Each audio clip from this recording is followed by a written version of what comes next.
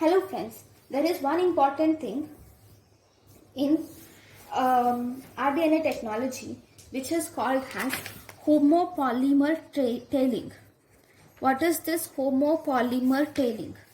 So if you see, normally if a DNA molecule, we are taking into consideration a DNA molecule, okay, and we have the restriction enzymes. The restriction enzymes has cut the DNA molecule at two specific sites.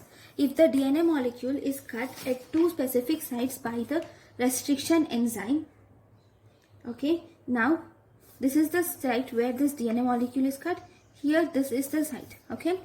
Now in this situation, you can see that there are these ends which are called as sticky ends, okay. So sometimes this is one restriction enzyme which is formed, this is one segment which is formed, this will be the other segment which is formed, okay. Similarly here there will be other segment which is formed like this, okay. Then don't you think if this is left like this in the solution for a long period of time, then there is a chance that these sticky ends rejoin themselves like this and they form the same DNA molecule which has from which these fragments have been derived, right?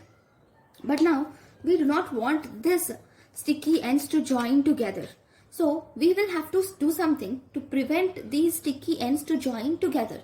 That thing that we do, that specific thing which we do to prevent the sticky ends to join together is called as homopolymer tailing.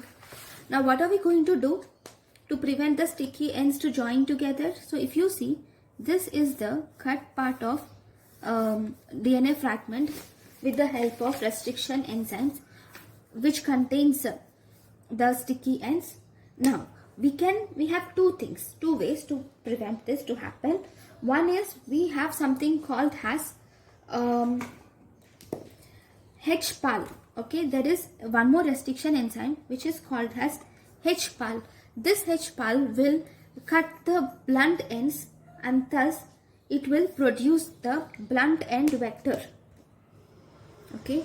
This HPAL is the first restriction enzyme which is used to produce the blunt end vectors, okay. That is one thing which can be done. Second thing which we can do is we can take this enzyme, this fragment of DNA, and we will add the poly G end to the 3' end of foreign DNA. So if you just arbitrarily give this a name of 5' and 3' and this has 5' and 3', okay. Now